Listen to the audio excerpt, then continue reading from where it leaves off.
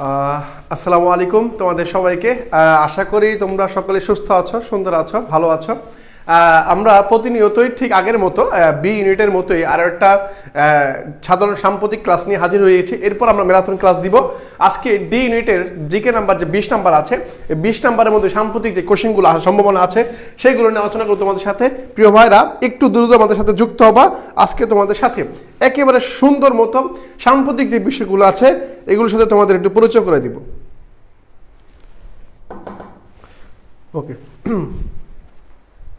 হ্যাঁ, একটু তোমাদের পরিচয় করাই দেবো জাস্ট। হ্যাঁ, তোমরা একটু দ্রুত চলে আসো, প্রিয় ভাইরা, একটু দ্রুত চলে আসো। আজকে যে ক্লাসটা তোমাদের খুবই স্পেশাল, খুবই গুরুত্বপূর্ণ। তোমার হচ্ছে যেইটা বিষয়টা আছে তোমাদের সাম্প্রতিক ডি ইউনিটের জন্য, এটা তোমাদের কভার করবে ইনশাল্লাহ। আশা করি আমার সব কিছু সুন্দর বোঝা যাচ্ছে, স্পষ্ট আছে। তোমরা একটু জাস্ট ক্লাসে শেয়ার দিবা। আজকে ক্লাসের যে পিডিএফগুলো আছে এই পিডিএফটা আমি তোমাদেরকে দিয়ে দেবো। প্রিয় ভাইরা, আজকে তোমার ক্লাসের পিডিএফগুলো সবগুলো তোমাদেরকে আমি দেওয়ার চেষ্টা করবো। একটু জাস্ট কী করবা, একটু শেয়ার দিয়ে তোমার শেয়ার দিয়ে জাস্ট আমাদের একটা অ্যাসেস দিবা যে শেয়ার দিয়েছি, পিডিএফটা আমাদেরকে দিন, ঠিক আছে? ওকে,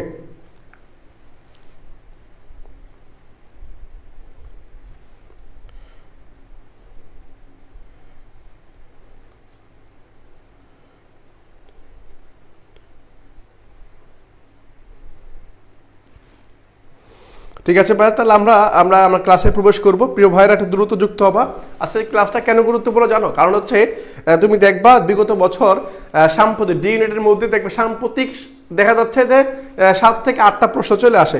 তো এই 7 থেকে 8টা প্রশ্ন তুমি কিভাবে খুব সহজেই তুমি হচ্ছে ক্র্যাক করতে পারবা বা সহজে নিতে পারবা অ্যান্সারগুলো, সেই বিষয়গুলো তোমাদের সাথে একটু আলোচনা করব এবং তোমাকে ধরিয়ে দেওয়ার চেষ্টা করব যে আসলে সাম্প্রতিক যে বিষয়গুলো আছে এগুলো কোত্থেকে আসে, এটা তোমাদের একটু আলোচনা করব। হ্যাঁ, ওকে। এই তো আমি দেখতে পাচ্ছি আমার সাথে অসংখ্য শিক্ষার্থী যুক্ত হয়ে গিয়েছ। হ্যাঁ, জাস্ট একটু শেয়ার দাও, যারা যারা এখনো শেয়ার দেওনি আমি তোমাদেরকে পিডিএফটা দিয়ে দেবো ভাইয়ারা, এখনো যারা শেয়ার দাওনি বা হ্যাঁ, ওকে, একটু শেয়ার দিয়ে দাও। হ্যাঁ, ক্যাপসুল পড়লে হবে, সাম্প্রতিক আলাদা বই কিন্তু ওটাই পড়তে হবে ভাইয়া। ওকে, তাহলে দেখো আমি তোমাদের সাথে একটু আলোচনা করব যে কিভাবে তুমি খুব সহজেই এই বিষয়গুলো ক্র্যাক করতে পারো এবং সাম্প্রতিকের যে বিষয়গুলো তোমার জানতেই হবে এবং যেগুলো তোমাকে দেখে যেতে হবে সেগুলো তোমাকে দেখার চেষ্টা করবো, একেবারে রিসেন্ট জিকে। হ্যাঁ, একবার সাম্প্রতিক বিষয়গুলো। ওকে, হ্যাঁ, এসএস কোথায় দিব ভাইয়া? এসএস হচ্ছে আমাদের পেজে দিবা। হ্যাঁ, তুমি এসএস পেজে দিবা যে ভাইয়া ক্লাসে শেয়ার দিয়েছি, পিডিএফটা আমাদের দিন। ওকে ওকে ওকে, ঠিক আছে। এখন তোমরা অনেকে শেয়ার দিয়ে চলে যাচ্ছ, আমি দেখবো লাস্ট ক্লাস যে থাকবে, লাস্ট ক্লাসের পিডিএফটা, মানে লাস্ট ক্লাসের পিডিএফটা তোমার স্ক্রিনশটটা, আর হচ্ছে তোমার ক্লাস যে শেয়ার দিয়ে সেটা একটা স্ক্রিনশট দাও। মানে তুমি যে ক্লাস করছো, একটা হচ্ছে ক্লাস না করলে আমি উত্তর দিব না। তোমার যখন পিডিএফ চাইবা তখন আমি কি করবো না, অ্যান্সার উত্তর দিব না, এখন উত্তর দিব ঠিকই, বুঝছো? এখন মনে করো যে অ্যান্সার উত্তর দেওয়া আছে, কোনো পরে কি থাকবে না, উত্তর দেওয়া থাকবে না, ঠিক আছে ভাইয়ারা? তাহলে ক্লাস না করে চলে যাবা, এটা হবে না। তাহলে কি করতে হবে, তুমি অ্যাসেস দিবে একটা অ্যাসেস দিবা, তুমি শেয়ার দিয়েছো আর শেষ পর্যন্ত ক্লাস করছো, জাস্ট একটা দিবা, ঠিক আছে? ওকে ভাইরা, তাহলে আমি ক্লাসে প্রবেশ করি। আমি ক্লাসে প্রবেশ করি। প্রথম প্রশ্ন, আমার একেবারে বেসিক প্রশ্ন, সেটা হচ্ছে একেবারে আমাদের একবারে সাথে যেটা খুবই পরিচিত ওতপ্রোত হবে, সেটা হচ্ছে কি আমার, সেটা হচ্ছে গ্রামীণ ব্যাংকের কার্যক্রম প্রথম শুরু হয় কোন গ্রাম থেকে? এই যে গ্রাম থেকে বলছে। এখন এই গ্রামটা কেন শুরু করলাম? কারণ এই গ্রামটার সাথে তোমরা যারা আছো, যারা চট্টগ্রামে পরীক্ষা দিতে আসবা, সবার সাথে এই গ্রামটা পরিচিত। হ্যাঁ, এই গ্রামটা পরিচিত। এখন এই গ্রামটার নাম কি? এই গ্রামটার নাম কি? জোবরা, গোবিন্দপুর, শ্রীপুর নাকি মিরপুর? শ্রীপুর, মিরপুর। হ্যাঁ হ্যাঁ, জোবরা গ্রাম। তোমরা হয়তো জানো যে চট্টগ্রাম বিশ্ববিদ্যালয়, এই চট্টগ্রাম আমি যেখানে দাঁড়িয়ে আছি, অর্থাৎ সহজ কথা হচ্ছে আমি যেখানে দাঁড়িয়ে আছি, আমি নিজে যেখানে দাঁড়িয়ে আছি, আমি যেই গ্রামে দাঁড়ায় আছি, সেটা হচ্ছে এই জোবরা গ্রাম, সেটাই জোবরা গ্রাম। অর্থাৎ ডক্টর মোহাম্মদ ইউনূস, তোমরা জানো ডক্টর মোহাম্মদ ইউনূস তোমার হচ্ছে এই যে গ্রাম থেকে গ্রামীণ ব্যাংকের যে গ্রামীণ ব্যাংক 2006 সালে গ্রামীণ ব্যাংক যে ঋণ ব্যবস্থা, এই ঋণ ব্যবস্থার কারণে তিনি নোবেল পুরস্কার পান। আর উনি প্রথমে এই গ্রামীণ ব্যাংকের কার্যক্রমটা শুরু করে হচ্ছে জোবরা গ্রাম থেকে, যে গ্রামের মধ্যে চট্টগ্রাম বিশ্ববিদ্যালয় অবস্থিত। সহজ কথা হচ্ছে যে গ্রামের মধ্যে চট্টগ্রাম বিশ্ববিদ্যালয় অবস্থিত, বুঝতে পারছো ভাইরা? তাহলে এই চট্টগ্রাম বিশ্ববিদ্যালয়, আর আমি দাঁড়িয়ে আছি চট্টগ্রাম বিশ্ববিদ্যালয় ক্যাম্পাসের মধ্যে। এই ক্যাম্পাসেই তোমার হচ্ছে দাঁড়িয়ে আছে একটা জোবরা গ্রাম, এই জোবরা গ্রামের মধ্যে আমি দাঁড়িয়ে আছি, জোবরা গ্রামের মধ্যে, এই যে গ্রামের মধ্যে দাঁড়িয়ে আছি, যে গ্রাম থেকে ডক্টর মোহাম্মদ ইউনূস তোমার তোমার হচ্ছে এখানে কার্যক্রমটা শুরু করছে। তাহলে এই যে যে বিষয়গুলো তোমাদের দেখাবো এটা নোট করে রাখবা, এটা নোট করে রাখবা, এগুলো খুবই সাম্প্রতিক, এভাবে আসার সম্ভাবনা বেশি। এখন এই সব প্রশ্ন আসার সম্ভাবনা কেন বেশি? যেমন আমি বি ইউনিটে তোমাদেরকে বলছিলাম যে আবুল ফজল, তোমরা হয়তো নাম শুনছো আবুল ফজল, হ্যাঁ আবুল মানব কল্যাণ, আবুল ফজল, এই আবুল ফজল ব্যক্তি সম্পর্কে পরীক্ষার প্রশ্ন আসবে আমি 100% গ্যারান্টি দিয়ে বলছিলাম। কেন বলছিলাম জানো? কেন বলছিলাম? কারণ হচ্ছে এই আবুল ফজল চট্টগ্রাম বিশ্ববিদ্যালয়ের সাথে সম্পর্ক আছে, আমার কি আছে, ওনার কি আছে বা সম্পর্ক আছে। ঠিক একইভাবে ঠিক একই সূত্রে এই গ্রামীণ ব্যাংক বলো, ডক্টর মোহাম্মদ ইউনূস বলো, আর জোবরা গ্রাম বলো, এই সবকটা বিষয় কেন জানি চট্টগ্রাম বিশ্ববিদ্যালয়কে রিপ্রেজেন্ট করে, বুঝতে পারছো? তাহলে আমি আবার বলে দিচ্ছি, যেহেতু বি ইউনিটে বাংলাতে কোশ্চেন আসছে আবুল ফজল কোন বিশ্ববিদ্যালয়ের উপাচার্য ছিলেন, এটা প্রশ্ন আসছে, উনি চট্টগ্রাম বিশ্ববিদ্যালয়ের উপাচার্য ছিলেন। পাশাপাশি এই গ্রামীণ ব্যাংক কার্যক্রম শুরু করে কোনটা থেকে? এই জোবরা গ্রাম থেকে। জোবরা গ্রাম কোথায় ভাইয়া? সেটা চট্টগ্রাম বিশ্ববিদ্যালয়, যে বিশ্ববিদ্যালয় মানে যে গ্রামের মধ্যে আছে, ফতেহপুর ইউনিয়নের মধ্যে। তাহলে সঠিক উত্তর হচ্ছে আমার এই নাম্বারটা, ঠিক আছে? হ্যাঁ পিডিএফ অবশ্যই দিব, পিডিএফ দিব ভাইয়া, ঠিক আছে, শেয়ার দিতে হবে। ওকে, এখানে তাহলে আমার সঠিক উত্তর হচ্ছে এই নাম্বারটা, এটা মনে রাখবা। আমি আজকে যে কোশ্চেনগুলো তোমাদের সাথে আলোচনা করবো বা যেগুলো তোমাদের দেখাবো প্রত্যেকটাই এমসিকিউ, মানে একবারে মানে আসে না যে তুলে দিয়ে দিলে এরকম না, আমি একবারে বেছে বেছে বেছে বেছে যেগুলো ভর্তি পরীক্ষা আসার মতো গবেষণা করে দিয়েছি। খুবই ইম্পর্টেন্ট, দেখবা তুমি যখন দেখবা স্লাইডগুলো পরে কাছে মনে হবে না বা এটা আসতে পারে, আসার মতো দেখবা, তোমার কাছে এটা ফিল হবে। তাহলে প্রিয় ভাইরা আমি আসি, হ্যাঁ আমার প্রথম উত্তর হচ্ছে কিবা এটা হবে, দেখি উত্তরটা কি, হ্যাঁ জোবরা গ্রাম, কি গ্রাম? জোবরা গ্রাম, এই জোবরা গ্রামে আসি। ওকে, নেক্সট কোশ্চেনে আসি আমি। আমার নেক্সট কোশ্চেন হচ্ছে এটা কি ভাই, এই যে এটা, সেটা কি? সেটা হচ্ছে ডক্টর মোহাম্মদ ইউনূসের জীবনী কোন দুটি দেশের মাধ্যমিক পাঠ্যপুস্তকে অন্তর্ভুক্ত করা হয়? তাহলে আমি এসএসসিতে তোমার হচ্ছে অন্তর্ভুক্ত করা হয়েছে কোন দুইটা? ভারত যুক্তরাষ্ট্র, যুক্তরাজ্য, ফ্রান্স, পরে হচ্ছে কানাডা, নাকি হচ্ছে চীন ও রাশিয়া। এখন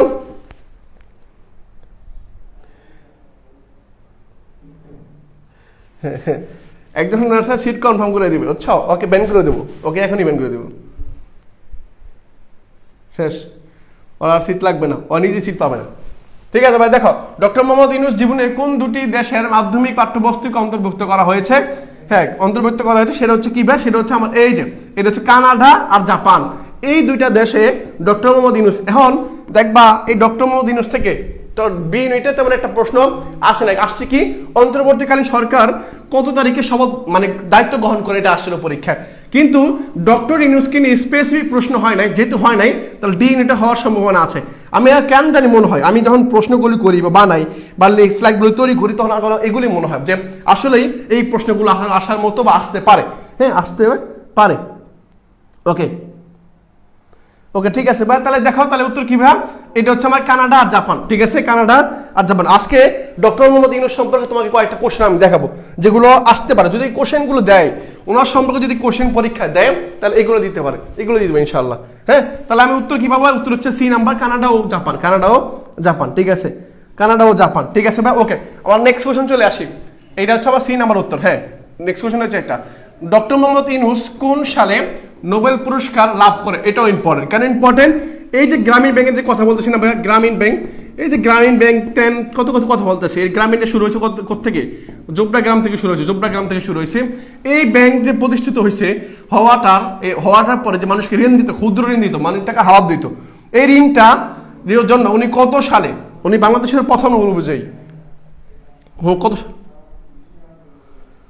ওকে, তাহলে উত্তর হচ্ছে কি ভাই? উত্তর হচ্ছে আমার এই যে সি নাম্বারটা, 2006 সালে, 2006 সালে, 2006 সালে, বুঝছো? 2006 সালে ডক্টর মোহাম্মদ ইউনূস শান্তিতে নোবেল পুরস্কার পান, শান্তিতে নোবেল পুরস্কার পান।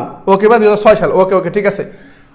আমি দেখবো, আমি উত্তরটা মিলাবো, হ্যাঁ মিলাবো আমার সাথে সাথে। আজকে খুবই একবারে ইম্পর্টেন্ট বাছাই করে কোশ্চেন দিয়েছি তোমাদেরকে, মানে অনেকগুলো কোশ্চেন দিই না, জাস্ট কয়েকটা কোশ্চেন দিয়েছি যেগুলো তোমার জন্য দরকার, তোমার জানা দরকার আর কি। হ্যাঁ দেখো ভাইয়া, আমি হয়তো পরীক্ষা শেষে আবার একটা ভিডিও বানিয়ে দেখাইতে পারবো ভাই যে কোশ্চেনটা তুমি তোমাদের পড়াইছি, হয়তো এরকম। হ্যাঁ ভাই, তাহলে পরবর্তী প্রশ্ন আসে, আমি দেখো আমার পরবর্তী প্রশ্ন হচ্ছে এটা, বর্তমান 2025 মানে এই সময়টা বাংলাদেশের প্রধান নির্বাচন কমিশনার কে? প্রশ্ন হচ্ছে এটা, মানে বাংলাদেশের প্রধান নির্বাচন কমিশনার বর্তমান সময়ে, অর্থাৎ ত্রয়োদশ জাতীয় সংসদ নির্বাচনটা যে হবে, এই নির্বাচনটা হবে এই তোমার হচ্ছে ইলেকশন বা এই সিই মানে ইলেকশন কমিশনার বা নির্বাচন কমিশনার যিনি আছেন তার অধীনে। এখন সেই নির্বাচন কমিশনার আসলে কে? উনি হচ্ছে প্রধান নির্বাচন কমিশনার, প্রধান, হ্যাঁ সবাই না, প্রধান নির্বাচন কমিশনে কাজী হাবিবুল আউয়াল উনি মানে আওয়ামী লীগের সর্বশেষ মানে হচ্ছে ইলেকশন কমিশনার ছিল আর কি, পর আর খুঁজে পাওয়া যায় না আর কি। পরে হচ্ছে এম নুরুল হুদা, পরে রকিবুল উদ্দিন নাকি রকিবউদ্দিন নাকি হচ্ছে এম নাসির উদ্দিন। উত্তরটা কি হবে ভাইয়া? উত্তরটা কি হবে একটু জানতে চাচ্ছি তোমাদের কাছ থেকে, দেখি উত্তর তোমাদের কতটুকু আপডেট আছো। ওকে, তাহলে আমি বর্তমান সময় মনে রাখবা, বর্তমান 2025 সালে অর্থাৎ এবার যে নির্বাচনটা হবে না, এই যে নির্বাচন নাম শুনতেছো না, এই নির্বাচনটা যে হবে, এই নির্বাচনটা এই যে ব্যক্তিটা ডি নাম্বারটা এম নাসির উদ্দিন, উনি হচ্ছেন নির্বাচন কমিশনার, প্রধান নির্বাচন কমিশনার। আমি বলি উনি হচ্ছে প্রধান, ওনার অধীনে আরো 4 থেকে 6 জন নির্বাচন কমিশনার থাকবে, যারা ওনাকে সহযোগিতা করবে। তাহলে মেইন হচ্ছে উনি, মেইন কি উনি ছিলেন মেইন। আর উনি আগে ছিলেন সচিব, কি ছিল ভাইয়া? উনি আগে সচিব ছিলেন, সচিব থেকে কি হয়েছে? নির্বাচন কমিশনার হয়েছেন। তাহলে আমি একটু ক্লিয়ার করে তোমাদেরকে বলে দেই, এই যে এম নাসির উদ্দিন কেন গুরুত্বপূর্ণ? কারণ ওনার অধীনে আগামী নির্বাচনটা হবে এবং সাম্প্রতিক কি 2025 সালে, 2025 বর্তমান সময়, সেজন্য ইম্পর্টেন্ট। ওকে ভাইয়া, তাহলে আমার সঠিক উত্তর হচ্ছে এম নাসির উদ্দিন। ওকে, দেখি তো উত্তরটা মিলাই।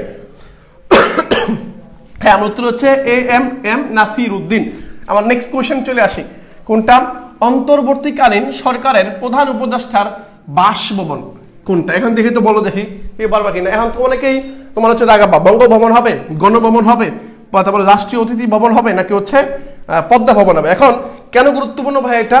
তোমরা অনেকেই শুনছো প্রধানমন্ত্রীর বাসভবন গণভবন, রাষ্ট্রপতির বাসভবন বঙ্গভবন, অনেকেই শুনছো, বাট অন্তর্বর্তীকালীন সরকারের যে বাসভবন থাকে, ওই বাসভবনটার নাম কি? হ্যাঁ, ওই বাসভবনটার নাম কি? তোমরা অনেকেই শোনো নাই, আমি অনেকে হয়তো জানো না, তাহলে আমি তোমাকে জানাই দিচ্ছি। অন্তর্বর্তীকালীন সরকার অর্থাৎ ডক্টর মোহাম্মদ ইউনূসের সরকার, প্রধান উপদেষ্টা ডক্টর মোহাম্মদ ইউনূস যেই জায়গায় বসবাস করেন, সেই জায়গাটা কোথায়? এটা কি বঙ্গভবন? বঙ্গভবনের রাষ্ট্রপতি, হ্যাঁ মনে রাখবা, রাষ্ট্রপতি। আর গণভবনে তোমার হচ্ছে কে থেকে? গণভবনে হচ্ছে প্রধানমন্ত্রী।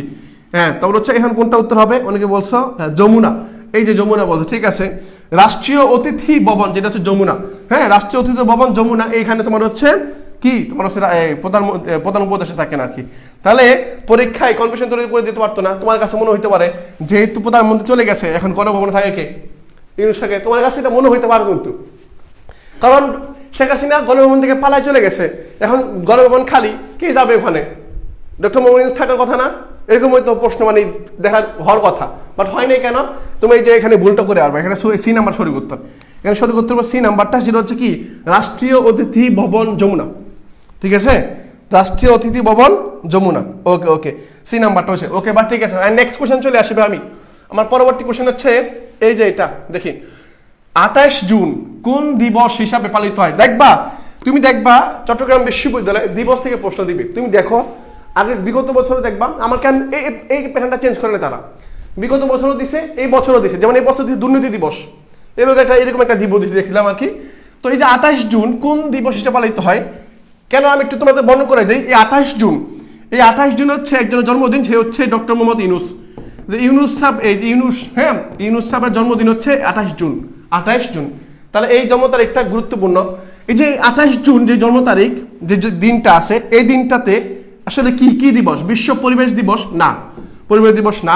সামাজিক ব্যবসা দিবস, আন্তর্জাতিক মাতৃভাষা দিবস এটাও না, শ্রমিক দিবস না। তাহলে ভাইয়া হ্যাঁ ওকে, ঠিক আছে। তাহলে আমি কি বুঝতে পারছি ভাই? দেখো 28 জুন কোন দিবস হিসাবে পালিত হয়? আন্তর্জাতিক মাতৃভাষা দিবস, নাকি শ্রমিক দিবস, নাকি হচ্ছে সামাজিক ব্যবসা দিবস? কোনটা? সামাজিক ব্যবসা দিবস। হ্যাঁ, সঠিক উত্তর কি ভাইয়া?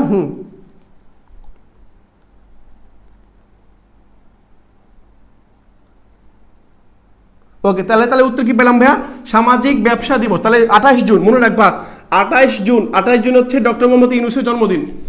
28 জুন হচ্ছে ডক্টর মোহাম্মদ ইউনূসের কি জন্মদিন, বা জন্ম তারিখ হচ্ছে 28 জুন। হ্যাঁ 28 জুন।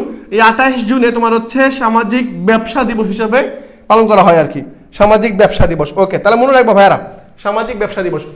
ওকে, নেক্সট কোশ্চেন আসি। ওকে, পরবর্তী কোশ্চেন হচ্ছে, আমার বি নাম্বার পেয়ে গেছি ভাইয়া, এগুলো মনে রাখবা, এগুলো নোট করে রাখবা সুন্দর মতো। পরে দেখো পরবর্তী কোশ্চেন হচ্ছে আমার এটা, বাংলাদেশের প্রথম তত্ত্বাবধায়ক সরকারের প্রথম উপদেষ্টা কে ছিলেন?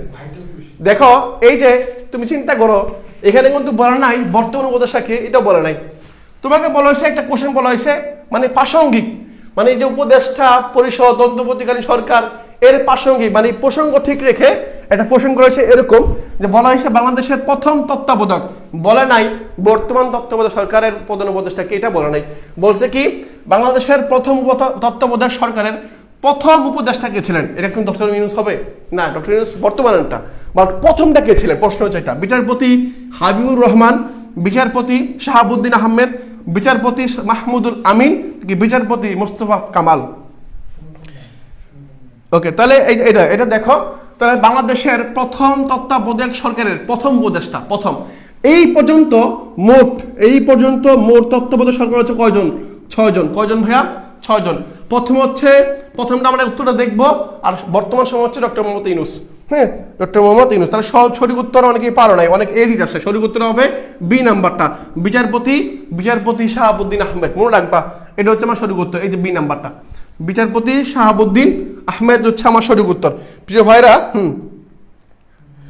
হ্যাঁ তাহলে একটু মনে রাখবা হাবিবুর রহমান, হ্যাঁ বিচারপতি শাহাবুদ্দিন আহমেদ হচ্ছে আমার সঠিক উত্তর, বি নাম্বারটা। বাংলাদেশের প্রথম তত্ত্বাবধায়ক সরকারের প্রথম উপদেষ্টা কে ছিলেন? বি নাম্বার, বিচারপতি শাহাবুদ্দিন আহমেদ। ওকে, নেক্সট কোশ্চেন চলে আসি। পরবর্তী কোশ্চেন হচ্ছে আমার এই যে এটা কি বলছি, জিআই পূর্ণরূপ কি? এই যে দেখো পূর্ণরূপ কি বলছে, মানে ফুল ফর্মটা কি? জিআই পূর্ণ আমরা শুনছি, অনেক শুনছি জিআই পূর্ণ, যেমন বি ইউনিটে একটা প্রশ্ন আসছে, আমি যদি ভুল না করি বি ইউনিটে প্রশ্ন আসছে জিআই পূর্ণ, বাংলাদেশের জিআই পূর্ণ প্রথম জিআই পূর্ণ নাম কি? সেটা জামদানি, সেটা কি? জামদানি শাড়ি। হ্যাঁ, প্রথম জিআই পূর্ণ জামদানি শাড়ি। এখন প্রশ্ন হচ্ছে জিআই মানে কি?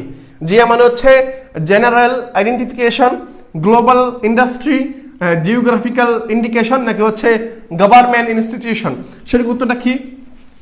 হ্যাঁ, সঠিক উত্তর হচ্ছে অনেকে বলছে সি নাম্বারটা, জিওগ্রাফিক্যাল ইন্ডিকেশন। হ্যাঁ, জিওগ্রাফিক্যাল ইন্ডিকেশন হচ্ছে আমার সঠিক উত্তর। ওকে ভাইরা, তাহলে জিআই পণ্য যে শুনছে এতদিন, জিআই পণ্য শুনছে, প্রশ্ন হইতে পারে না ভাইয়া এই যে জিআই পণ্য, এই যে প্রথম জিআই পণ্য জামদানি শাড়ি, মানে এই স্বীকৃতি দিল কি? মাঝে মধ্যে দেখা যায় টাঙ্গাইলের চমচম, তারপর কুমিল্লার রসমালাই যে স্বীকৃতি পেয়ে যায়, এগুলো হচ্ছে জিআই পণ্য, যেগুলো একটা ভৌগোলিক চিহ্ন নিদর্শন প্রকাশ করে।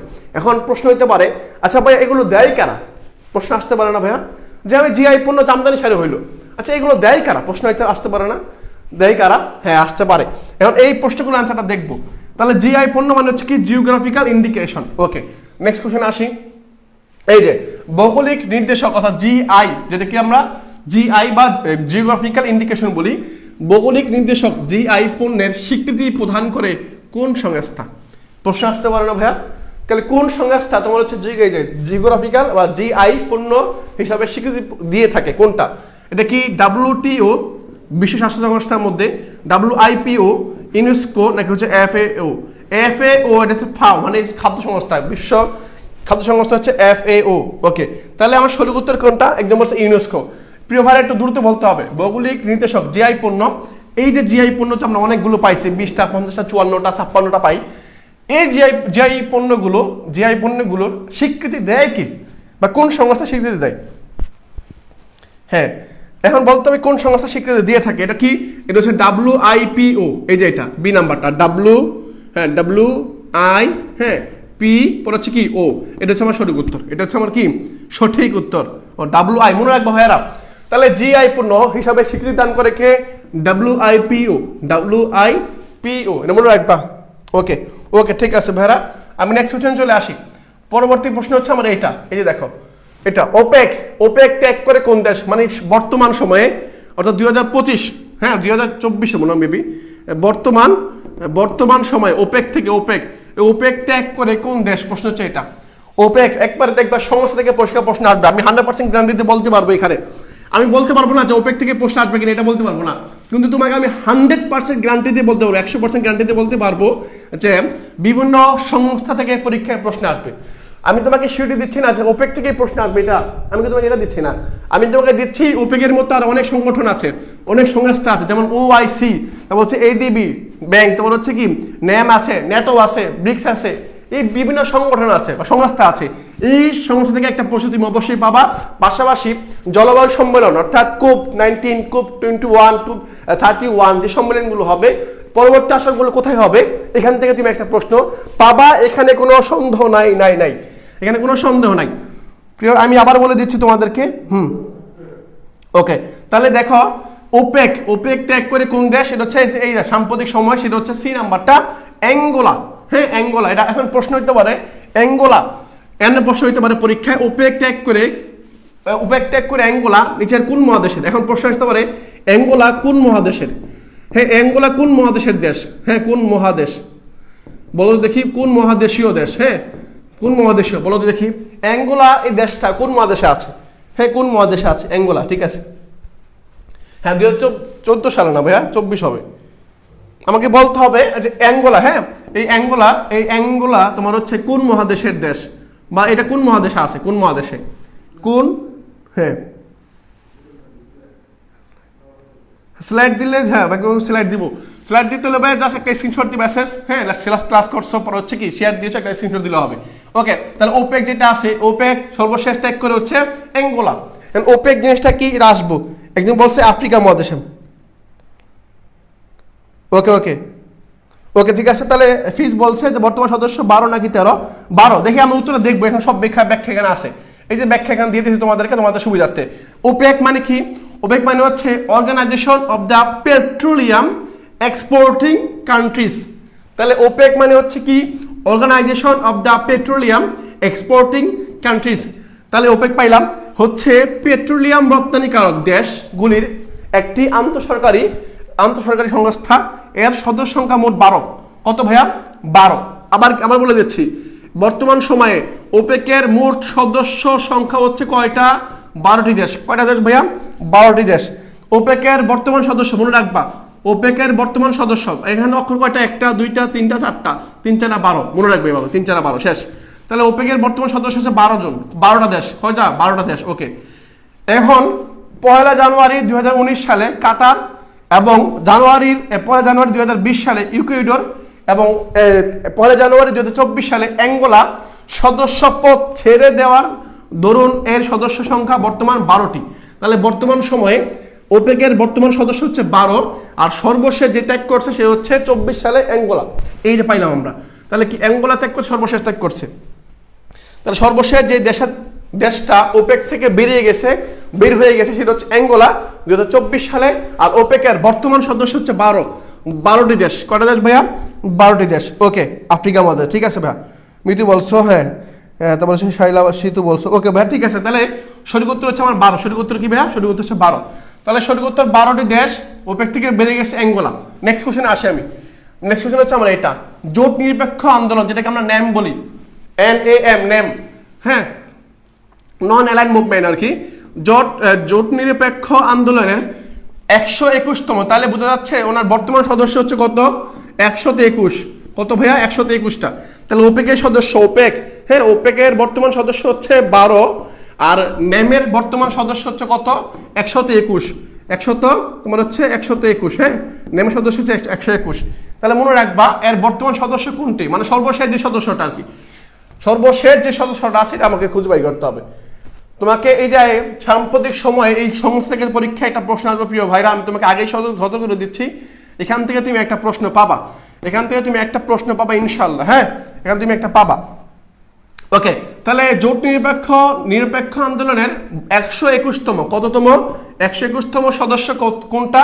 মালদ্বীপ না, দক্ষিণ সুদান। হ্যাঁ, এখন প্রশ্ন আসতে পারে দক্ষিণ সুদান কোন মহাদেশের? দক্ষিণ সুদান কোন মহাদেশের ভাইরা? দক্ষিণ সুদান আমার কোন মহাদেশের? হ্যাঁ ইকুয়েডর। একদম বলছে ইকুয়েডর হবে না, এটা হচ্ছে দক্ষিণ সুদান। কি ভাইয়া? উত্তর হচ্ছে আমার দক্ষিণ সুদান। উত্তর কি? উত্তর হচ্ছে দক্ষিণ সুদান হবে, হ্যাঁ উত্তর দক্ষিণ সুদান। এখন আসি,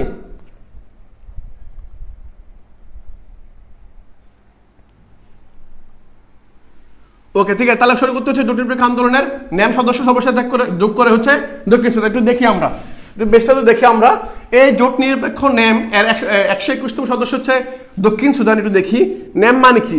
ন্যামের বর্তমান সদস্য সংখ্যা হচ্ছে 121। তাহলে ওপেকের 12 জন, ন্যামের হচ্ছে 121 জন। ন্যামের কজন? 121 জন। এর বর্তমান সদস্য সংখ্যা হচ্ছে 121, এবং সর্বশেষ এই সংস্থায় যোগদানকারী রাষ্ট্র হচ্ছে দক্ষিণ সুদান। কি সুদান ভাইয়া? এই যে দক্ষিণ সুদান। সর্বশেষ যোগদানকারী হচ্ছে দক্ষিণ সুদান। 1961 সালের যুগোস্লাভিয়ার বর্তমান সার্বিয়া বেলগ্রেড সম্মেলনের মধ্য দিয়ে আনুষ্ঠানিকভাবে যাত্রা শুরু হয় এই ন্যামের, যেটাকে আমরা কি বলি নন অ্যালাইন মুভমেন্ট। যে নন অ্যালাইন মুভমেন্ট, এটা সর্বশেষ সমাজে যোগদানকারী রাষ্ট্র, এটা হবে না, এটা এখানে বলে দিচ্ছে, এটা আসলে কি হবে মানে দক্ষিণ সুদান আগে হচ্ছে এটা, তাহলে এই সরি করতে হবে দক্ষিণ সুদান এখানে, ঠিক আছে ভাইরা, তাহলে দক্ষিণ সুদান। ওকে, তাহলে আমি উত্তর পেয়ে গেছি ভাইয়া, উত্তর পেয়ে গেছি। আমার পরবর্তী প্রশ্ন আসি, তাহলে আমি পাইলাম ন্যামে পাইলাম 121 জন, ওপেকে পাইলাম হচ্ছে 12 জন। ওকে, 27 সেপ্টেম্বরের 2024 এশীয় উন্নয়ন ব্যাংক, মানে যেটাকে আমরা কি বলি এডিবি, এশিয়ান ডেভেলপমেন্ট ব্যাংক, হ্যাঁ এশীয় ডেভেলপমেন্ট ব্যাংক, এই ব্যাংকের শুধু 69তম সদস্যপদ লাভ করে কোন দেশ? দেখবা এরকম প্রশ্ন তুমি বিনোটা পাইছো, দিনটা একটা এরকম প্রশ্ন পাবা। ওকে, তাহলে আমি বলে দিচ্ছি 27 সেপ্টেম্বর 2024 সালে এশিয়া উন্নয়ন ব্যাংক, যেটা আমরা এডিবি, এটা এশিয়ার একটা সংস্থা, এই সংস্থার 69তম সদস্যপদ লাভ করে কোন দেশ? বাহরাইন, ইসরায়েল, সৌদি আরব নাকি কাতার? এটা কোনটা হবে? তাহলে 27 সেপ্টেম্বর 2024 এশীয় উন্নয়ন ব্যাংকের এডিবি উন্নয়ন মানে 69তম সদস্যপদ লাভ করে বাহরাইন না, সৌদি আরবও না, কাতারও না, সেটা হচ্ছে ইসরায়েল, সেটা হচ্ছে কি ইসরায়েল। তাহলে এই সংস্থাগুলো কে বের হয়ে গেছে, কে যুক্ত হয়েছে, বর্তমান সদস্য সংখ্যা কত, এবং পরবর্তী সম্মেলনটা কোন জায়গায় হবে একটু বলে দিচ্ছি তোমাদেরকে, আমি তোমাকে এই নোট করে দিচ্ছি। বর্তমান সদস্য সংখ্যা কত পরীক্ষা আসতে পারে, হ্যাঁ আসতে পারে, সর্বশেষ বা এরকম হইতে পারে সর্বশেষকে যুক্ত হয়েছে, হ্যাঁ সর্বশেষকে যুক্ত হয়েছে এটা পরীক্ষা আসতে পারে, অথবা সর্বশেষকে বের হয়ে গেছে এখান থেকে প্রশ্ন আসতে পারে, অথবা তোমার হচ্ছে এটা আসতে পারে পরবর্তী সম্মেলনটা, হ্যাঁ পরবর্তী সম্মেলনটা মানে এই সংগঠনের বা এই সংস্থার পরবর্তী সম্মেলনটা কোন জায়গায় হবে, কোথায় হবে, কত সালে হবে, এরকম প্রশ্ন তুমি পাবা। তাহলে ক্যাটাগরি হচ্ছে সদস্য সংখ্যা কত, এখান থেকে আসতে পারে, সর্বশেষ সদস্য যোগ হয়েছে কত, এটা আসতে পারে, পরবর্তী সম্মেলনটা কোথায়, এভাবে প্রশ্ন আসতে পারে। তাহলে প্রশ্ন ক্যাটাগরি তোমায় বলে দিচ্ছি যে কিভাবে প্রশ্ন আসতে পারে। শুরু করতে হচ্ছে বি নাম্বারটা, ইসরায়েল, হ্যাঁ শুরু করতে হচ্ছে বি নাম্বারটা, ঠিক আছে। ওকে ভাইরা, তাহলে আমি দেখি উত্তরটা আমি একটু বিস্তারিত আছে কিনা, নাই। ভুটানের বিশেষ অর্থনৈতিক অঞ্চল কোথায় স্থাপন করা হয়? অর্থাৎ বাংলাদেশে একটা জায়গা আছে, যেই জায়গাটা ভুটান পার্শ্ববর্তী দেশ আমাদের, এই ভুটান মানে ভুটানের একটা বিশেষ অঞ্চল বা স্পেশাল ইকোনমিক্যাল জোন কোথায় স্থাপন করা হয়? এটা কি কুড়িগ্রামে, নীলফামারীতে, গাইবান্ধা নাকি পঞ্চগড়ে? হ্যাঁ তোমার জানো বাংলাদেশের চিনিকল চা এরকম এক সংস্থা তিনটা, একটা হচ্ছে সিলেট, পঞ্চগড় আর চট্টগ্রাম। হ্যাঁ এডিবি সর্বশেষ যুক্ত হচ্ছে, তাহলে এডিবি সদস্য হচ্ছে আমার 69, এডিবি হচ্ছে 69, ওপেক, হ্যাঁ ওপেক হচ্ছে কি, ওপেক হচ্ছে আমার কত 12 দেখলাম 12, আর আমি পেলাম নেম NAM নেম, এই নেমের পেলাম কত ভাই 121, হ্যাঁ 121 জন, 121 12 69। Okay clear.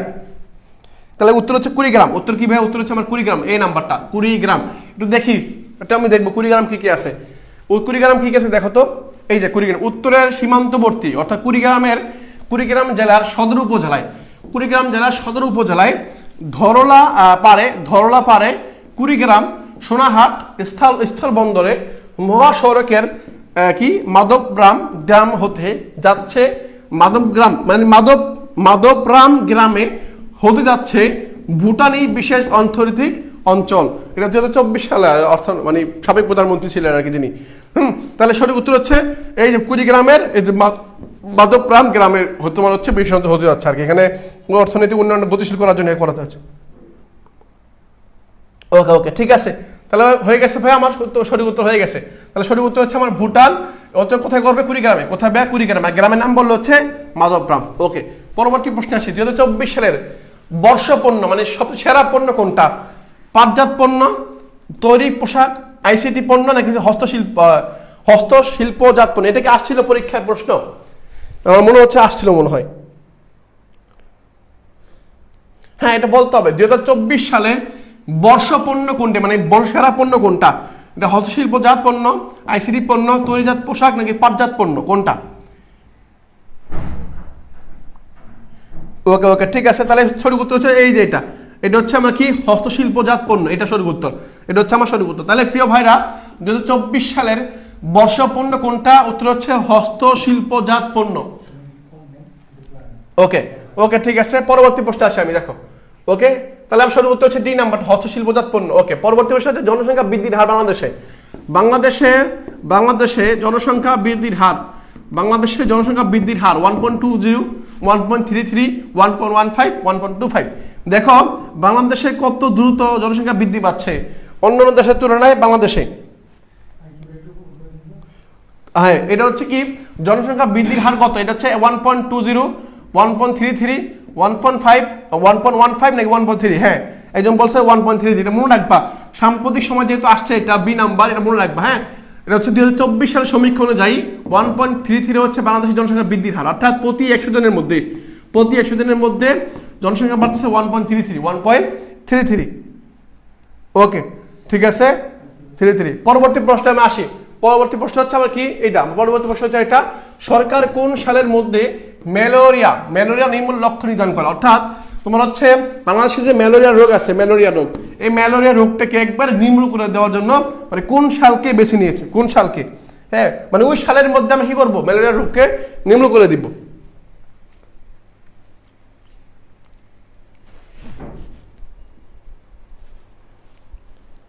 একজন বলতেছে ভাই এখানে কত সুন্দর পারে, বাট এক্সাম ওই যে বললাম ঘাবড়ে গেলে সমস্যা, ভয় পেলে সমস্যা। তুমি যখন ভয়কে জয় করতে পারবা তখন তোমার কাছে সাফল্য খুব ইজিলি ধরা দিবে। যেমন বাবর আলীর কথা যদি বলি, বাবর আলী, হ্যাঁ, তোমরা জান চট্টগ্রামের সন্তান বাবর আলী। এই বাবর আলী যখন তাকাইছে উপরে, যখন ভয় পেয়ে গেছে, তখন তিনি কি করলেন, ভয় না পেয়ে জয় করে মানে উঠাও শুরু করলেন, উঠতে একেবারে শরীর জয় করে ফেলছে। যদি ভয় পেয়ে থেমে যাও তাহলে তুমি আর জয় করতে পারবা না, ভয় পেলে হবেই না। মানে অ্যাডমিশন ক্যান্ডিডেট তুমি, তোমার সাহস থাকতে হবে। এক্সাম হলের মধ্যে যে জায়গায় পরীক্ষা দিয়ে ফেলছো, নার্ভাসি কেটে গেছে, এখন জাস্ট ডি রোডের মধ্যে নিজের সর্বোচ্চটা দিবা। তুমি যা আসছে পরীক্ষা তুমি দেখবে সব পারো, বা যদি কনফিউশন, নার্ভাসনেস, এটা কি হবে কি, এটা হবে না, এটা এই যে চিন্তা ভাবনা করতে করতে সময় চলে যায়, শেষ। হ্যাঁ প্রিয় ভাইরা, এই টেনশনগুলো করবো না, এই টেনশনগুলো থেকে বেরিয়ে যত দ্রুত বের হইতে পারবা তত দ্রুত তোমার সাকসেস দ্রুত আসবে। ওকে, ঠিক আছে। তাহলে সঠিক উত্তর কি? এটা 30। এটা কি 30? হ্যাঁ, 2030 সালের মধ্যে এটা শেষ, মানে নির্মূল করবে আর কি। ইসরায়েলের ভূখণ্ডে, এটা খুবই গুরুত্বপূর্ণ ভাইয়া, আমার এটা মনে হচ্ছে খুবই গুরুত্বপূর্ণ। দেখো সমসাময়িক বিষয়, একটা সমসাময়িক বিষয় কি, ইসরায়েলের ভূখণ্ড লক্ষ্য করে ইরানের প্রথম সরাসরি হামলায়, অর্থাৎ ইসরায়েল ফিলিস্তিনের, মানে ইরান ফিলিস্তিনের পক্ষ নিয়ে ইসরায়েলের ভূখণ্ডে লক্ষ্য করে ইরানের প্রথম সরাসরি হামলার সামরিক শিরোনাম কি ছিল? হ্যাঁ, সামরিক শিরোনামটা কি ছিল? দেখো ভাইয়া, এটা মনে রাখবা। কেন মনে রাখবা? কারণ এই যে যুদ্ধ বিগ্রহ থেকে একটা প্রশ্ন তুমি পাবা, দেখবা হয় সেটা ইউক্রেন রাশিয়ার মধ্যে পাবা, অথবা তুমি দেখবা ফিলিস্তিন ইসরায়েলের মধ্যে পাবা। হ্যাঁ, ফিলিস্তিন ইসরায়েলের মধ্যে পাবা, আফগানিস্তান থেকে একটা পাইতে পারো। এই যে যুদ্ধ, তারপর সিরিয়া তোমার হচ্ছে সরকার পতন হইলো, এখান থেকে একটা আসতে পারে। হ্যাঁ, একবার সমসাময়িক বিষয়। তোমার সময় পাইলে আমি আবার একটা ক্লাস দিব, ওই ক্লাসের মধ্যে আমি সিরিয়া, বাংলাদেশ, হচ্ছে যে এখানে যুদ্ধ হচ্ছে, যুদ্ধ বিগ্রহ, বিভিন্ন সংস্থা আছে, এগুলো সম্পর্কে ক্লাস দিব ইনশাল্লাহ। তাহলে আমি প্রিয় ভাইরা, ইসরায়েলের ভূখণ্ড লক্ষ্য করে প্রথম সরাসরি হামলাকারী সামরিক শিরোনাম কোনটা ছিল? হ্যাঁ, সঠিক উত্তর হচ্ছে আমার অপারেশন ট্রু প্রমিস। এই যে তাহলে কি অপারেশন ট্রু মানে সত্য, প্রমিস প্রতিজ্ঞা, যেটা অপারেশনটা সত্য, প্রমিস মানে প্রতিজ্ঞা আর কি। সঠিক উত্তর সি নাম্বারটা, এইভাবে আমার সি নাম্বারের সঠিক উত্তর, অপারেশন ট্রু প্রমিস, ট্রু মানে সত্য। সি নাম্বার সঠিক উত্তর। দেখি আমি উত্তরটা মিলাবো, সেটা হচ্ছে কি এসি নাম্বারটা। এখন একটু দেখবো আসলে কি হয়েছিল, আশেপাশে কি হয়েছিল। 2024 সালের 13 এপ্রিলের ইরানের ইসলামী বিপ্লব রক্ষা বাহিনী, খেয়াল করো, এই যে পরীক্ষায় বিভিন্ন সংস্থা বাহিনী থেকে পরীক্ষায় বি নোট একটা আসছে, ডি নোট এরকম থেকে বেশি আসে।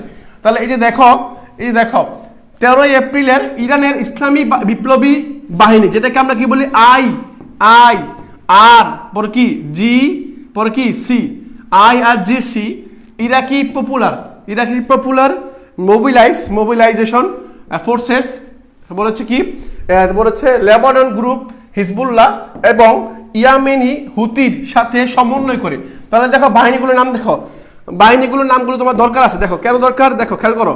এটা হচ্ছে ইয়ামেনের বাহিনীর নাম হচ্ছে হুতি, এবং তোমার হচ্ছে ইরানের বাহিনী হচ্ছে কি IRGC, ইরাকি হচ্ছে পপুলার মোবিলাইজেশন ফোর্সেস।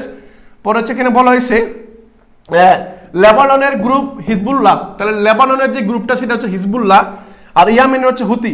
মনে রাখবা ইয়ামেনের বাহিনীর নাম হচ্ছে হুতি। কি নাম ভাইয়া? হুতি নাম, এটা মনে রাখবা, হুতি। হ্যাঁ, এখন দেখো পরে কি বলছে, পরে বলা হয় সমন্বয় করে এবং ইসরায়েলের দখলকৃত গোলান মালভূমি, কি মালভূমি, গোলান মালভূমির উপর আক্রমণ শুরু করে। এই অপারেশনের কোড নাম দেওয়া হয় সত্য প্রতিশ্রুতি অভিযান, যেটা নাম দেওয়া হয় কি, সত্য প্রতিশ্রুতি অভিযান, যেটাকে ইংরেজিতে বলা হয় operation true promise. Operation true promise, এটা হচ্ছে আমার সঠিক উত্তর। ঠিক আছে, অপারেশন ট্রু প্রমিস খুবই ভালো একটা জিনিস, প্রমিস। হ্যাঁ, প্রমিস।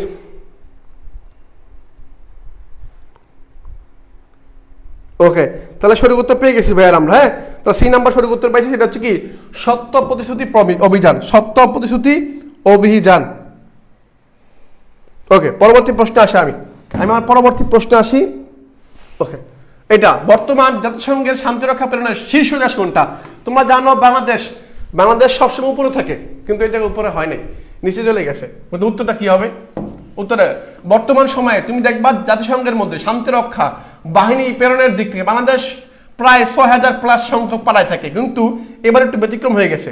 এবার একটু ব্যতিক্রম, মে মাসে কি চেঞ্জ হয়ে গেছে, ব্যতিক্রম হয়ে গেছে। সেটা কি, সেটা কি একটু বলতে হবে ভাই, একটু বলতে হবে সেটা কি। এখন বর্তমানে জাতিসংঘের একেবারে সাম্প্রতিক এটা জাতিসংঘের শান্তিরক্ষা প্রেরণে শীর্ষ দেশ কোনটি? তুমি যদি পুরান বই পড়ে আসো, সাম্প্রতিক না পড়ে তাহলে ধরা খাবা। যদি পরীক্ষা এটা আসে তুমি বাংলাদেশ জায়গায় আসবা, বাট বাংলাদেশ হবে না এখন বাংলাদেশ হবে না। এখন বাংলাদেশ হবে না। ওকে প্রিয় ভাইরা, একটু বলতে হবে, এই জন্য বলে ফেলছো অলরেডি। তাহলে সঠিক উত্তর কি ভাই? হ্যাঁ, সঠিক উত্তর সীমান্ত। ঠিক আছে, তাহলে সঠিক উত্তর হচ্ছে আমার কি নেপাল বলছো, এই নাম্বারটা। তাহলে বর্তমান জাতিসংঘের শান্তিরক্ষা প্রেরণের শীর্ষ দেশ হচ্ছে নেপাল। শীর্ষ দেশ হচ্ছে কি কোনটা? আমার নেপাল। ওকে, শীর্ষ দেশ হচ্ছে আমার নেপাল। প্রিয় ভাইরা, নেপাল। তাহলে সঠিক উত্তর আগে ছিল বাংলাদেশ এখন ডাউন হয়ে গেছে, কম দিয়ে গেছে আর কি। হ্যাঁ, ওকে, পরবর্তী প্রশ্ন দেখি। এটা বিশ্ব পল্লী উন্নয়ন দিবস কবে? বিশ্ব পল্লী উন্নয়ন দিবস কবে? দিবস টেবল থেকে পরীক্ষা প্রশ্ন আসে বাবা, দেখতে হয় আমাকে। হ্যাঁ, আমাকে দেখতে হয়। তাহলে দেখো ভাইয়া। ওকে, তাহলে কি বলছি, এই যে এখানে বলা হয়েছে তোমার হচ্ছে বিশ্ব পল্লী উন্নয়ন দিবস। বিশ্ব পল্লী উন্নয়ন দিবস কোনটা? বলো। হ্যাঁ, বিশ্ব পল্লী উন্নয়ন দিবস কবে? 6 জুন, 6 জুলাই, 15 জুন নাকি 15 ডিসেম্বর?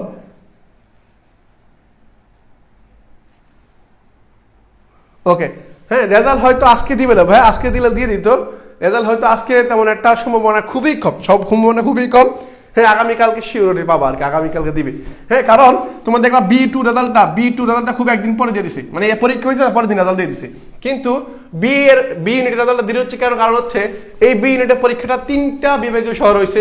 ওই প্রশ্নগুলো, ওই অ্যান্সার শিটগুলো আসতে সময় লাগে, একটু সময় লাগার পর অনেক শিক্ষার্থীর একটা রেজাল্টটা তৈরি করতে, সেট করতে অনেক সময় ব্যাপার আসে, ভুল তৈরি করতে সময় লাগে এরকম। হ্যাঁ, তাই এবার সময় লাগতেছে বেশি, টেনশন বাড়তেছে। তো সঠিক উত্তর 6 জুলাই। তাহলে বিশ্ব পল্লী উন্নয়ন দিবস হচ্ছে আমার 6 জুলাই। 6 জুলাই। হ্যাঁ, ওকে, 6 জুলাই। বিশ্ব পল্লী উন্নয়ন দিবস হচ্ছে আমার 6 জুলাই। ওকে, পরবর্তী প্রশ্ন দেখি ভাই আমার। হ্যাঁ, এটা হচ্ছে দেখি জাতিসংঘ সাধারণ পরিষদের ৭৮তম অধিবেশনের প্লেনারিতে সর্বসম্মতিক্রমে প্রতি বছর 6 জুলাইকে বিশ্ব পল্লী উন্নয়ন দিবস হিসাবে ঘোষণা করে একটি রেজুলেশন গৃহীত হয়েছে। তাহলে 6 জুলাই কত ভাইয়া? এই 6 জুলাই হচ্ছে বিশ্ব পল্লী উন্নয়ন দিবস। বিশ্ব পল্লী উন্নয়ন দিবস 6 জুলাই।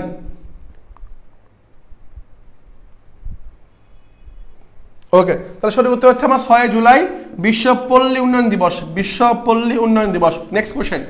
ওকে, 2026 সালে 10ম আইসিসি T20 বিশ্বকাপ কোথায় অনুষ্ঠিত হবে? 2026 সালে, মানে আর 2 বছর পরে, 1 বছর পরে, আর 1 বছর পরে 10ম আইসিসি T20 বিশ্বকাপ অনুষ্ঠিত হবে কোথায়? ভারত, শ্রীলঙ্কা নাকি অস্ট্রেলিয়া, নিউজিল্যান্ডে নাকি যুক্তরাজ্য, আয়ারল্যান্ডে নাকি হচ্ছে ওয়েস্ট ইন্ডিজ নাকি যুক্তরাষ্ট্রে? কোনটা ভাই? এক্সাম আবার নেওয়া হোক। হ্যাঁ, সময় যায়, লালন একটা কথা বলছে না যে সময় গেলে কি হবে না, সাধন হবে না। ওই সময় গেলে, সময় যাওয়ার পরে সময়ের কাছে যদি সময় না করো তাহলে কি সময় তোমাকে শিখিয়ে বিট্রে করবে, আর সময় দেওয়া হবে না।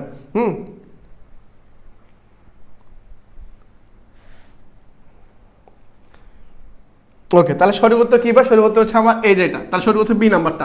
ওকে, তাহলে ভারত আর শ্রীলঙ্কার যৌথভাবে তোমার হচ্ছে 2026 সালে 10ম আইসিসি টি-20 বিশ্বকাপ যেটা হবে আয়োজন করবে কারা? ভারত আর শ্রীলঙ্কা।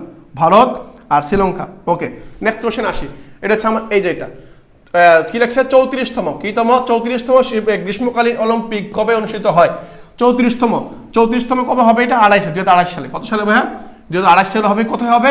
লস অ্যাঞ্জেলসে, যুক্তরাষ্ট্রের লস অ্যাঞ্জেলসে হবে তোমার হচ্ছে এইটা। তাহলে 34তম গ্রীষ্মকালীন অলিম্পিকটা অনুষ্ঠিত হবে 2028 সালে। 2028 সালে অনুষ্ঠিত হবে, খেয়াল রাখবা 2028 সাল, 2028 সাল, ঠিক আছে। ওকে, পরবর্তী দেখি, পরবর্তী প্রশ্ন আমরা দেখি 34তম গ্রীষ্মকালীন অলিম্পিক কোথায় অনুষ্ঠিত হবে? এই যে কি বলছিলাম, লস অ্যাঞ্জেলস। হ্যাঁ, এটা হচ্ছে আমার কি লস অ্যাঞ্জেলেস, এটা কি এটা হচ্ছে আমার যুক্তরাষ্ট্র, এখানে তোমার হচ্ছে অনুষ্ঠিত হবে। তাহলে উত্তর কি ভাই? সেটা হচ্ছে লস অ্যাঞ্জেলস, এটা সঠিক উত্তর। ওকে, এর পরবর্তী প্রশ্ন আমি দেখি। এর পরবর্তী প্রশ্ন হচ্ছে এই যে এটা 2034 সালে ফিফা ওয়ার্ল্ড কাপ, অর্থাৎ যেটা ফুটবল, হ্যাঁ যেটা হচ্ছে কি ফুটবল, এই যে ফুটবল ফিফা ওয়ার্ল্ড কাপ, এই ফুটবল ওয়ার্ল্ড কাপটা কোথায় অনুষ্ঠিত হবে? কোথায় অনুষ্ঠিত হবে? কোথায় অনুষ্ঠিত হবে? কুয়েতে হবে, সৌদি আরব হবে, বাহরাইন, সংযুক্ত আরব আমিরাত। সংযুক্ত আরব আমিরাত কোথায় হবে ভাইয়া? ওকে, একজন বলছে হ্যাঁ, তাহলে 2034 সালে ফিফা ওয়ার্ল্ড কাপটা কোথায় হবে? সৌদি আরব হবে না কি হবে? একটু বলো। ওকে, সৌদি আরব, হ্যাঁ সঠিক উত্তর সৌদি আরবে। হ্যাঁ, আর তোমরা যারা ডি-ইউনিটে পরীক্ষা দিবা, ডি-ইউনিটে পরীক্ষার জন্য তোমাদের আইকিউ আমাদের একটা বেস শুরু আছে, আমাদের বেস গতকাল থেকে শুরু হয়েছে, গতকাল আগের দিক থেকে শুরু হয়েছে আর কি। তোমরা যারা হইতে চাও, ডি-ইউনিটে ক্র্যাক করতে চাও, জাস্ট আমাদের আইকিউ একটা কোচ চালু আছে, আমাদের সাথে যোগাযোগ করে বা পেজের সাথে আমরা তোমাদের বিস্তারিত বলে দেবো আর কি। ওকে, তাহলে 2034 সালের বিশ্বকাপ যেটা হবে সেটা হচ্ছে কোথায় হবে? সৌদি আরব হবে, সৌদি আরব হবে। আর 2030 সালে যেটা হবে, 2030 সালে যেটা হবে সেটা হচ্ছে কি? সেটা হচ্ছে তোমার হচ্ছে ফিফা ওয়ার্ল্ড কাপের 100 বছর পূর্তি হবে 2030 সালে। আর 3টা মহাদেশ মিলে হবে, এটা 3টা মহাদেশ মিলে হবে, 3টা মহাদেশ মিলে। পরবর্তী প্রশ্ন আসি। পরবর্তী প্রশ্ন হচ্ছে আমার এটা 23তম বিশ্বকাপ ফুটবল 2026 সালে মোট কতটি দল অংশগ্রহণ করবে? অর্থাৎ 2026 সালে যে ফিফা ওয়ার্ল্ড কাপটা হবে, এই ফিফা ওয়ার্ল্ড কাপটার মধ্যে কতটা দল অংশগ্রহণ করবে? উত্তর হচ্ছে আমার 48টা। কটা দেশ ভাইয়া? 48টা দেশ আমার অংশগ্রহণ করবে। কটা দেশ ভাইয়া? 48 দেশ আমার কি করবে? অংশগ্রহণ। তো সঠিক উত্তর হচ্ছে আমরা এটা 48টি দেশ। কটা দেশ ভাইয়া? 48 দেশ অংশগ্রহণ করবে। ওকে ওকে, তাদের 48টি ভিডিও কি করবে? সমান হচ্ছে 48টি দল অংশগ্রহণ করবে। পরবর্তী প্রশ্ন হচ্ছে এটা দেখি 23তম ফুটবল বিশ্বকাপের ম্যাচ হবে কয়টা?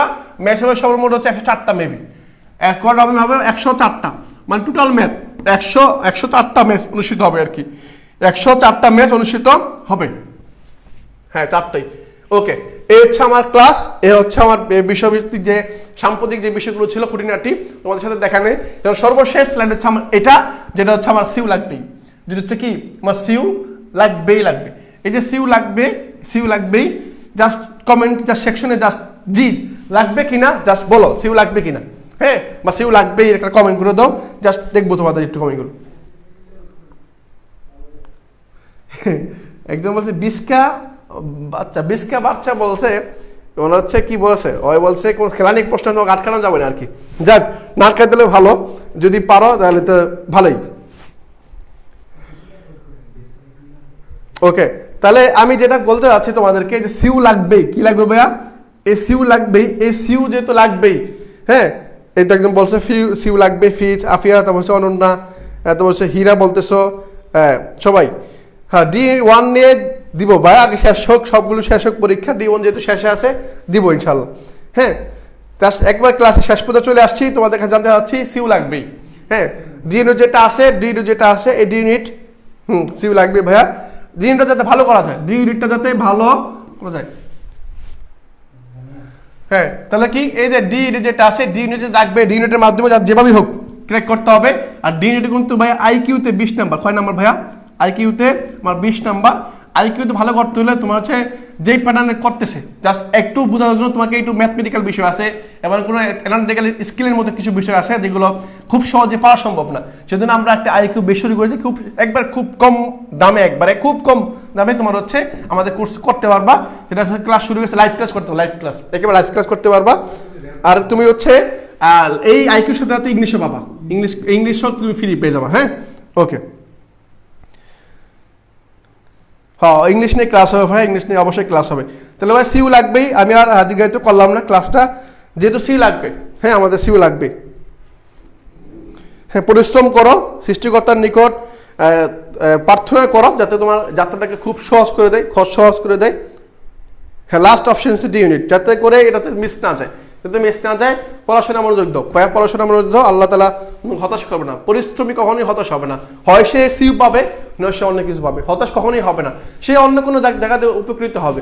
তুমি যে পড়তেছো এটা পরিশ্রম করতেছো, পরিশ্রমের বিনিময়ে কিছু তুমি পাবা, তুমি কখনোই হতাশ হবে না। তুমি যে সিউ যাচ্ছ, সিউ হয়তো তোমার জন্য বেটার না, ভালো নাও হইতে পারে, বাট তুমি পাবা, অন্য কিছু হয়তো ভালো কিছু পাবা, তুমি ইনশাল্লাহ পাবা। পাবা ভাইয়া, ঠিক আছে।